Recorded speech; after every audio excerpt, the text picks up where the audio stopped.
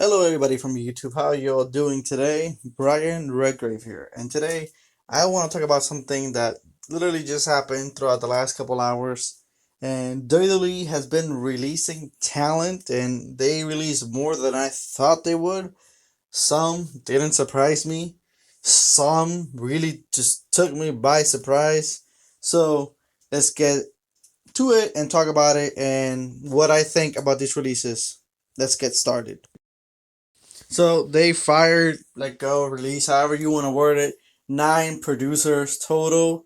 And I'm not going to worry about their names because, yes, this is serious for their jobs and all that, and right now the situation. So I do wish them all the best in this situation. And they also let go of 3 NXT wrestlers, which I will talk about them at the end of the video since I want to do the main rosters first.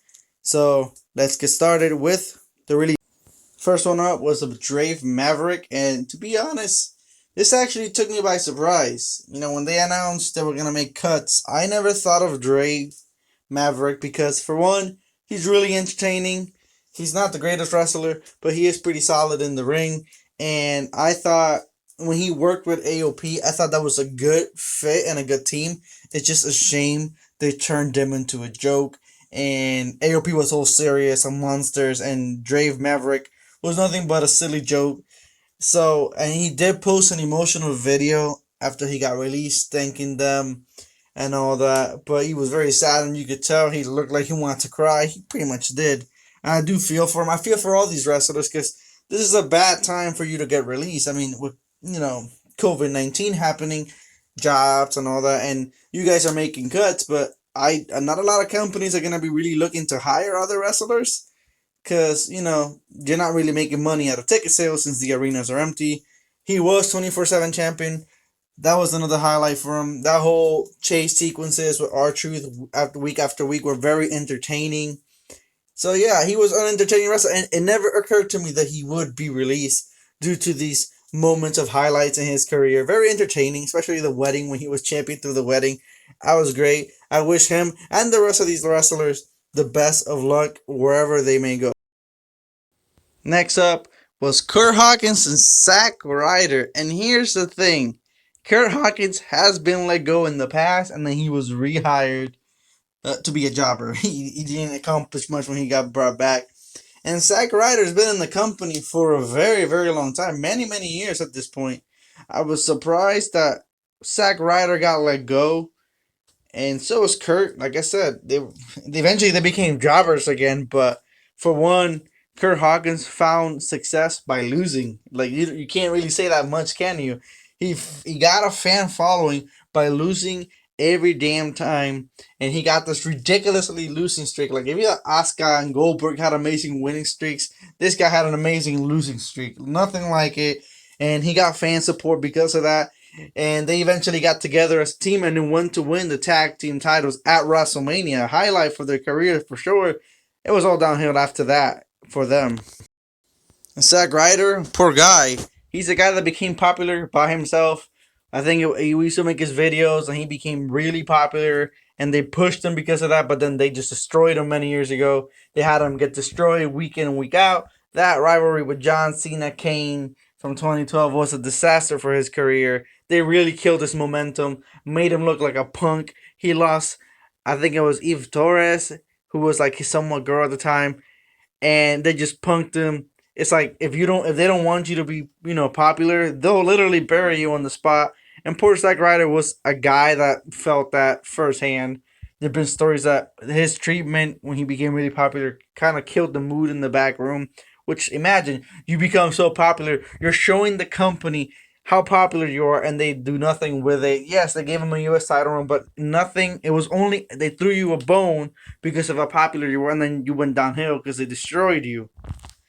And despite that, the crowd would get behind him at different times of his career, but unfortunately, the company just never seen him.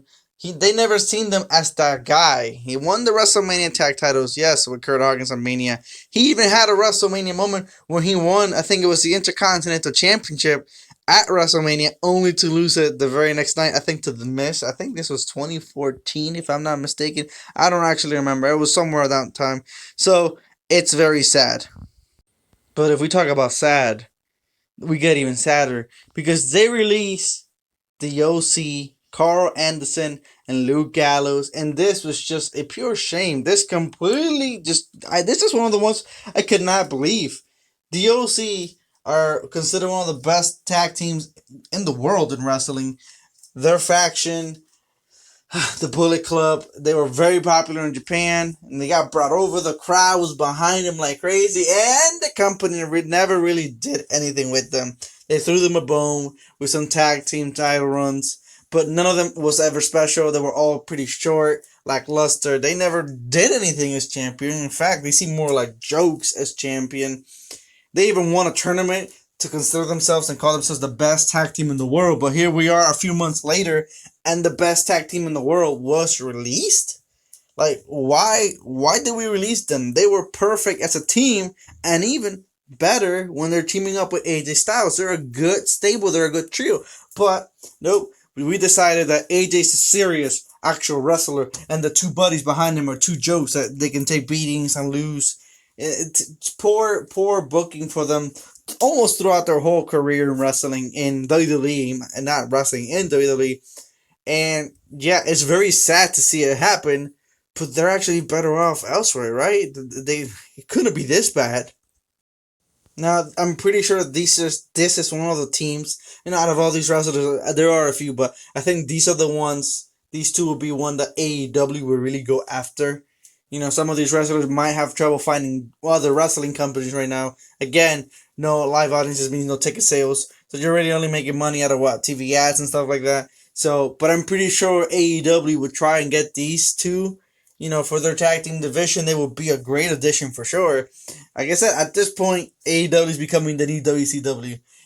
When you're not in WWE, you go here. That's what it's becoming. Like, nobody wants to go to fucking Impact and stuff like that. So I wish them the best of luck. It is a shame. So for my eyes of wrestling, if let's take reality out of here for a second. Let's just pretend wrestling, everything is 100% real. Everything. But you won't see Carl Anderson and Luke Gallows again because they got murdered by The Undertaker in the Boneyard match. It was the last time we seen them. And we get to even sadder territory because these are just most of these are a shame. Now this one, EC3 is probably happy as hell that he got released. He was miserable in that company. He was dying to get out. They never pushed him. Here's the thing. Wrestling Vince, they always say, "Oh, you gotta grab the brass knuckle. You gotta take it. That's how you get pushed and all that." But when you got guys like Zack Ryder that did just that, but you buried them anyway. So that's a story's bullshit. Don't even get me on Cesaro. Here's the thing. He got punished for something that wasn't even his fault. They hyped him up, brought him to the main roster. He immediately got thrown to fight Dean Ambrose, who was leaving the company.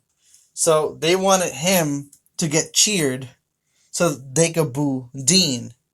And I don't care who you are, EC3 or another guy, you're not gonna get Dean Ambrose booed just because he was in WWE and is in AEW one of the most popular wrestlers that there is. He's very popular. Fans just love him. So how can you give this new guy, which a lot of people, if you don't watch NXT, don't know, the job to make sure Dean gets booed because he's leaving your company? That just seems shady. It seems dirty and not fair. So because of that, from there on, he just got fucking buried every damn time he wrestled. And he became a mute backstage. He wasn't even allowed to talk at all. So his biggest accomplishment? Winning the 24/7 championship.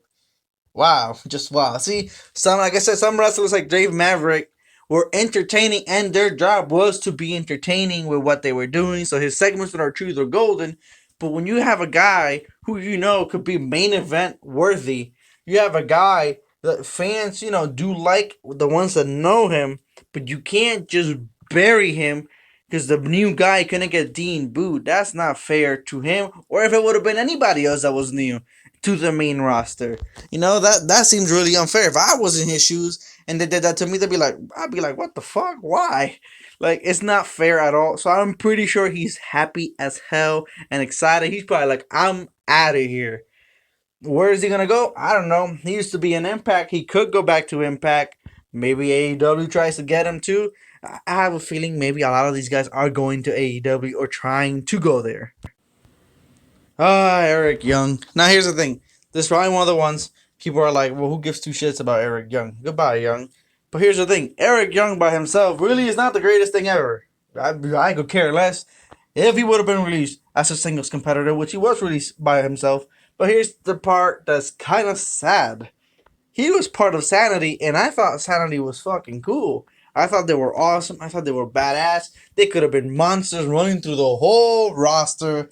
Instead, they were all relegated to jobbers as soon as they got to the main roster. And eventually, they all got back sent elsewhere, NXT or UK, wherever the hell they've been going. They all got separated. It's a shame, a shame, shame. Like I said, Sanity was an awesome team to me that was never used to their potential in the main roster. Ever, at all, at all. Complete wasted potential. So it's a shame. Goodbye, Eric Young. I wish you the best of luck. Let's see what's next for you. Lio Rush. Now, Lio Rush, I'm pretty sure they're probably happy to get rid of him. Because on multiple occasions, there's been news and report about backstage. He always on him. He's a former Cruiserweight champion. And when he was in the main roster, I actually thought he was really good. He was with Bobby Lashley. He was his manager, his voice speak. He would speak for Bobby, and I thought that role suited him perfectly. He was a heel and a manager you could truly hate and despise. He was annoying. He got heat for real on these two guys. He was fantastic as a manager. He was pretty decent as a wrestler, too. He's not bad. I'm not trying to say he's a bad wrestler or no, but I thought as a mouthpiece for Bobby, that was his place. That was great. And then unfortunately, they broke them up, only to have Bobby then hook up with Lana now. That whole thing was terrible. So it's a shame. He was a great manager, in my opinion, for Bobby Lashley. So we'll see what's next for him. Now, I couldn't be the only one that was surprised by this one. They released WWE Hall of Famer Kurt Angle. Now, Kurt Angle is retired as a wrestler, but he was helping backstage as a producer. So it did surprise me that they did that. I mean, they let go of other producers, so not just wrestlers. They did let go of producers. But it's just, Hall of Famer, legend, one of the greatest of all time, for sure. And indeed, granted, this last run was horrific. He just could not wrestle to the way he used to. Like, he was one of my favorites growing up. He was amazing. And I say he's one of the best of all times when it came to wrestling. It's just a shame his run, it really wasn't that great this last run. It did have some highlights like the tag match. Ronda Rousey versus Triple H and Stephanie. He did team up with the Shield. So he did have some highlights.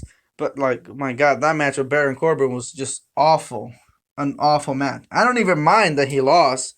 You want to put up the young guy, especially because Baron got a lot of heat from that, and they've kept him going. It's not like they wasted it. It's just a shame his last run was pretty pathetic. Nothing really came to it or about it. He was a general manager. But regardless of all this, when you got one of the greatest of all times, they normally keep legends always to help backstage. So it kind of did surprise me that they let him go. We'll see what's next for Kurt, but I think his wrestling days are definitely behind him. So let's see what's next for him. Heath Slater. How can you do this to Heath? He got kids. Come on, guys.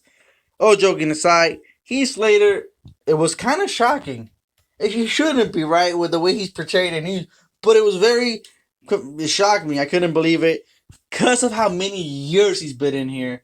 And every time talents get released, people always used to think, well, he's out of here, he's out of here, he's out of here. And he always just seemed to stick around. Now, he's had actually a pretty good, successful run. He has been a jobber at times, but he's also been champion. He was part of one of the greatest stables of all time, an underutilized stable, the Nexus. He was also part of the, not so successful, Nexus copycat, stable, the core. But he was tag team champion multiple times. He did have a resurgence in his career, teaming up with Rhino. He's got kids, I'm telling you.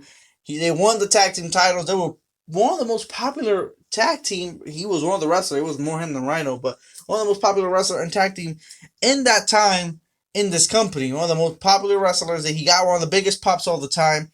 They got good storyline with him, successful. They ran that for as long as they could. So I was happy that they were the very first ever SmackDown Tag Team Champions. Yeah, way to go, Heath. So his release really did surprise me, even though it shouldn't, but it really did. He had 3MB. He was a one-man band. He had that whole thing versus the Legends, losing every week to a Legend on the road to Raw 1000 back in 2012. He had a lot of successful and popular things. Yeah, I say successful. It didn't mean he was winning, but he was popular for it. Indeed, he was popular for it. He was 24/7 champion.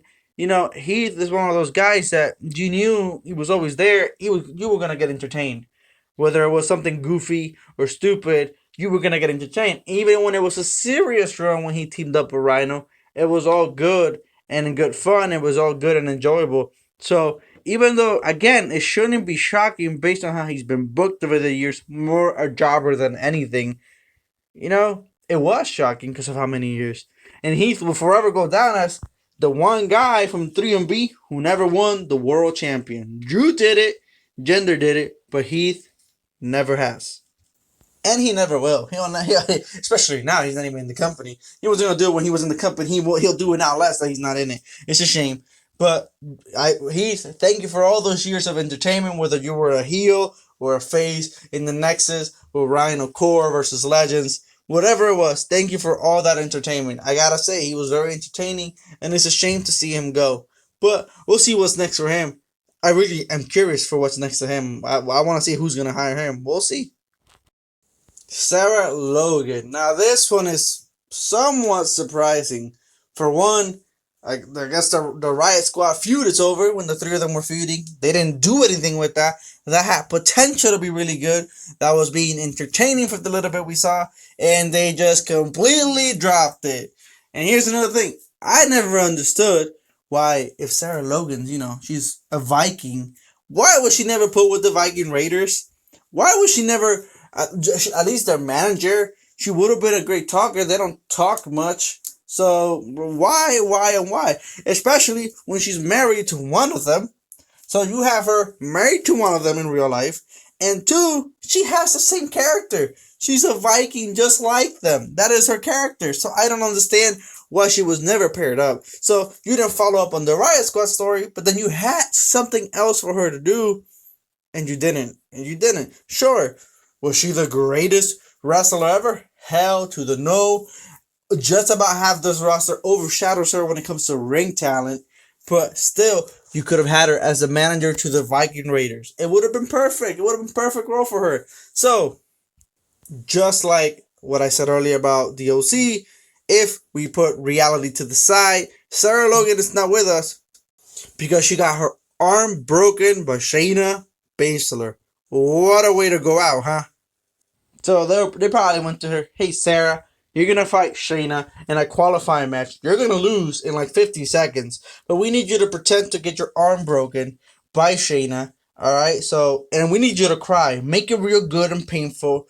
It'll really help the image, and we'll give you revenge or something later on. And that's what we'll do for you.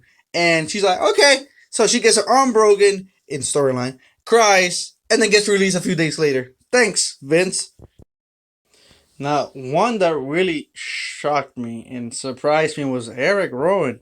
Now, Eric Rowan was always seen as the weakest part of the Wyatt family when he came in, and he did improve a lot. He did get more push than Luke Harper by the end of their run because Luke already got released like a month ago or so. And he was fantastic as Daniel Bryan's enforcer when Daniel Bryan was world champion and heel. That was a fantastic run. Then he turned on Bryan. He had a pretty good, solid match with Roman Reigns, which this is Eric Rowan, which everybody shitted on through his career. He had solid matches. They were pushing him still. And then they gave him that whole cake storyline. And that was probably the killer. You probably, Vince went like, you couldn't have sold that, could you? So he had this cage. He walked around for like 5 months. And it was a spider that wasn't even real. Wow. Wow, just wow. And then you had Drew McIntyre kill the spider. And to my knowledge, that's the last time I remember seeing Eric Rowan. And Eric Rowan had a lot of potential because he was definitely, he was getting better and better and better every time. And it's a shame. He was tag team champions on more than one occasion with Daniel Bryan and Luke Harper. He was fantastic as a tag team with them. So it's a shame to see him let go. And it truly surprised me. Out of the Wyatt family at this point, all we have is Bray and Braun. Since Luke is gone now, I have to wonder. We have to wonder: will Eric Rowan join Luke Harper or Brody Lee? Brody Lee, how he's called now, I think it is, in AEW. Because I'm pretty sure they're pretty good friends in real life, considering how much they teamed up so much. So you have to wonder if he would go over there and be an extension to his character in AEW. We'll see. That will be a pretty good idea, I think. No way, Jose. My friend Zero's brother. I'm just kidding with all of you. We do joke with that, and we always say that's his brother. And since he's the Dominican dancing machine, and Zero is Dominican, we always had that joke that that was his brother. And all that. As he was a jobber, he was a loser. It was always a joke. And I even have his ringtone. No way, Jose, his ringtone for Zero. So, no way, Jose. You have to even wonder what he was called for the main roster for. You really do. Why did he get called for? He won, I think, his first match when he debuted, and from there on, it was just loss after loss after loss. And you always knew he was gonna be a jobber when he came down with the Congo line. This is like Adam Rose and stuff like that. These gimmicks never ever work. I don't know why they keep gimmicks like this going on, but it never worked. And yeah, what else can we say about him? He accomplished nothing in the main roster. Absolutely nothing. He disappeared from our TV all the time and would just show up at once and lose. He had his final match in Raw just this past Monday. So I guess he had a good final match before, leaving, even though he just got destroyed. So not even a good final match, but a final match regardless. So yeah, that's No Way Jose. I can't say anything else about him because he accomplished nothing. So I don't even know where he would go from here at all. Wrestlers aside, they did release Mike Chioda, the referee, which is a shame, and it's kind of sad considering he's been in the company for so long. He's been their longest tenured referee in that company. So I don't know why they did that. Maybe he wanted out. Maybe he didn't want to be there no more. He's like, you know what, I'm done. I've been a referee for long enough. So I don't know. But yeah, I don't know why they did that. So I wish him the best. Maybe he'll referee somewhere else. So best of luck to you, Mike. And speaking of Mike, we get to the other Mike, Mike Canales and Maria Canales, the Canaleses, if you want to say, have been both released from the company. Now, Mike did ask for his release a few months ago, and it was denied. I don't think if COVID-19 were happening, that would have been granted because he was a very popular wrestler before they signed him. And when they signed him, it was a big deal, and fans were happy to see Maria. And they never did anything with them at all. They had like one feud with Sami Zayn, and then to that feud, they were relegated to jobbers. Again, I don't know why you guys sign guys just to make them jobbers. Why? So they don't go somewhere else. What's even crazier is it shocked me when Mike even resigned with the company to begin with after being a loser and not being on the TV. And that was his problem then when he requested, oh, I'm tired of not being on TV and whatever. So why did you resign to begin with? So that aside, he became a 24/7 champion. Then he was humiliated by his wife, Maria Canales, who then took the 24/7 champion from him. That was a storyline that was going on, and it never got resolved. It just completely stopped out of nowhere when they disappeared from TV because she was actually pregnant. So, yeah, what a way to go out. Last time I seen you, you were getting punked by your wife. Get down there, and I'm pinning you, and I'm taking your title. Yeah, what a role model for us, guys. Good job, Mike. Good job. Yeah, that's not a very good way to go out. Very good wrestler. Maria is also a very good manager, a decent wrestler. So, best of luck. I could definitely see them going to AEW, or maybe they'll go back to New Japan. Maybe that's where they're gonna go. One or the other. I don't see them going to Impact at this point right now in their careers. Impact is a dead zone at this point. Nobody watches Impact anymore. It's everything but an Impact right now. So yeah, he's a very good wrestler. Very underutilized in the company. It's a shame. I liked him. I always did. So we'll see what's next for him. AEW or New Japan or elsewhere. Now this one was another shocker that shouldn't have been a shocker, but it was. Primo and Epico Colon, or Los Matadores, or the Shining Stars, however you know them, were released, which is surprising considering for how long they were in this company and for how long they weren't really used. I think their best time was when they were actually tag team champions, with Rosa Mendes as their manager. I actually thought they were a really good team, a good trio, And then the following trio, Los Matadores and El Torito, was just awful. It were Puerto Ricans trying to be Mexicans. No racism at all, guys. But it's just what it seemed like they were doing. It just, the gimmick didn't make any sense at all. And yeah, it was crazy as Los Matadores. I seen them on TV way more often than I did as the Colognes or the Shining Stars. Which again, then they got packaged back into the Shining Stars, which they were again Primo and Epico Cologne, but they were just jobbers then again. Like they didn't do anything with them. And the reason is this is so surprising is because for one, they were in the contract for this in this company for so long, but for so long they weren't used. For a long time, years at times, they wouldn't even show up and they were wrestling in Puerto Rico because Vince would allow it. And so they were getting paid and wrestling in Puerto Rico. I don't even know how that even works or why they allowed that. So this is one of those that's like it's shocking because this should have been released either a long time ago or should have been used correctly a long time ago. It's one or the other because of how long they've been in this company. Like I said, to me, their best time was with Rosa Mendes when they were tag team champions. Los Matadores gimmick was just awful, awful, awful. I think the highlight of that is the WOC match where there was El Torito and Hornswoggle, and that 3MB was in Hornswoggle's corner. That match was funny and golden. That was a lot of fun. But that was, yeah, you have to wonder why they were even in this contract for so long. Now, the part that saddens me about this is something I always wanted and I will definitely not get now, which is why I also thought they weren't ever released. Maybe they wanted to bring Carlito back, and I always thought, well, if they brought Carlito back and they got them together in a trio, that would be fantastic. And you could have them as a good stable, and Carlito could go after the Intercontinental Champion or US title. Hell, I would have even put the world title on Carlito. He was great and fantastic no matter what you gave him. Very underrated. Now, I feel like he's definitely never coming back. Primo and Epico could have been his reason to come back. He definitely ain't coming back now, which is a very darn shame and wasted opportunity. But who knows? He probably had his reasons not to come back. So yeah, maybe that's why they never got released before. Maybe they were hoping to get Carlito back. But they're released now. Sayonara. We'll probably never see them again in WWE. And now we get to the part that hurts the most. The final two main roster wrestlers that were released were Rusev Day. No, I can't do it. Well, I tried. Aiden English and Rusev.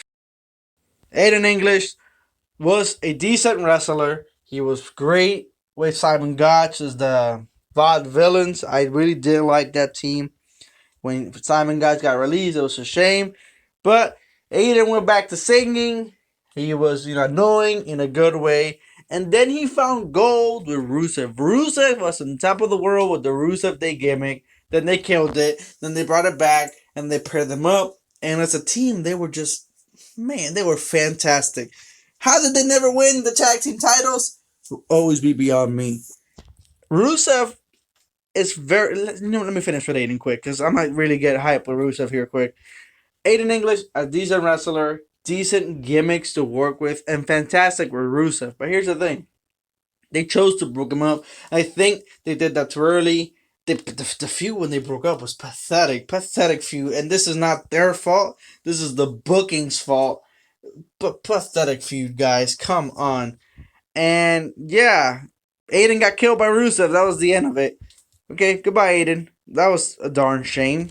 Despite all of this, Aiden English went to become a commentator, and I thought that was a good role for him. If you don't want him to wrestle anymore, but that's a good role that fit him. Unless Aiden had a problem in that role, he actually wanted to get released. I don't see why they released him. He was good. He was a good talker, so he was a good commentator. But that aside, now let's get to my boy Rusev and why it frustrates me that how did we even get to this point with Rusev? How did we even get here?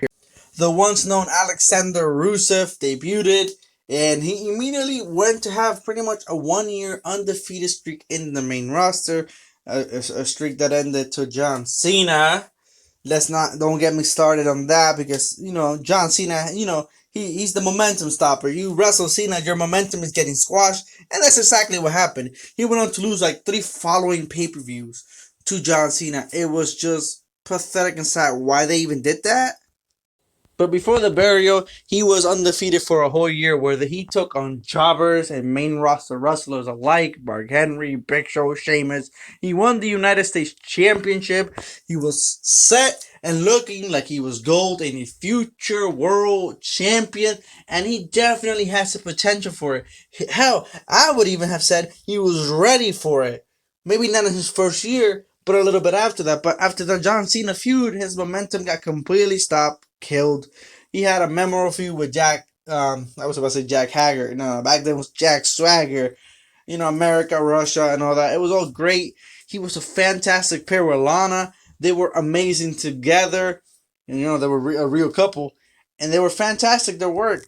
And even after John Cena killed their momentum, everything went downhill from there. He started losing more often. He was seen as a joke. And then he got into a horrendous feud with Dolph Ziggler. Horrendous. Then they got upset because they had to stop the storyline, the horrendous storyline, not great storytelling, the horrendous storyline because it came out that Rusev and Lana were actually engaged, even though in wrestling world they were broken up. And I don't know, they really killed this momentum. Everything was downhill from the John Cena thing. But even despite that, Rusev was a great wrestler, great worker, great character, great persona. He had it all to be world champion. He did. And despite all that, he always had the crowd support and eventually stumbled upon the gold known as Rusev Day. And of course, the crowd was behind him. This was all naturally happening, not because of Vince or anything. And you know what happens when things happen naturally? You get buried. Yep, he lost to Randy Orton in 8 seconds. Sure, he got that victory back. It was pathetic. And despite all this momentum with Rusev Day, he went nowhere. He went nowhere. This was the time to capitalize, and it looked like they were at least going to give him the United States Championship, and they gave it to Jinder Mahal at Mania, only for Jinder to drop it to Jeff. So I don't understand why we just didn't give it to Rusev.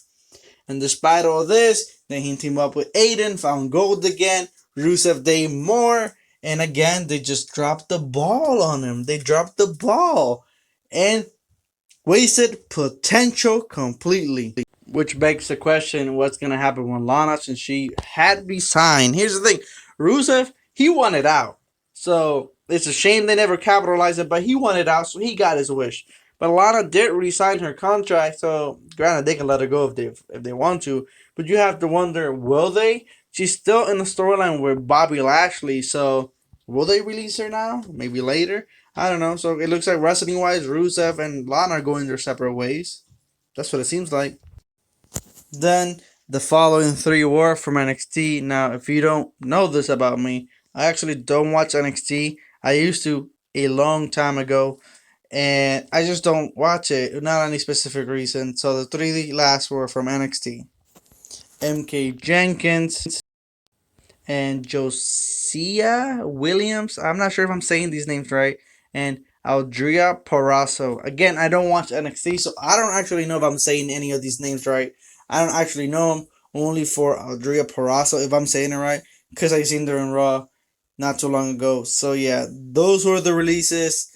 That's a lot of wrestlers, right? A lot of wrestlers released. I will say I feel for all these wrestlers, producers, and the referee during these times, for them not to have, a job right now, and they might not be able to find a job easily even if they go wrestle elsewhere. Like I said earlier, you're wrestling in empty arenas, you're not making money at a ticket, so you're doing these cuts to save yourself money. It was just bad timing for that. I wish them all the best. This was not the best time for you not to be wrestling. It does suck, and I wish you all the best. This was Brian Redgrave letting you know about today's wrestlers that were released.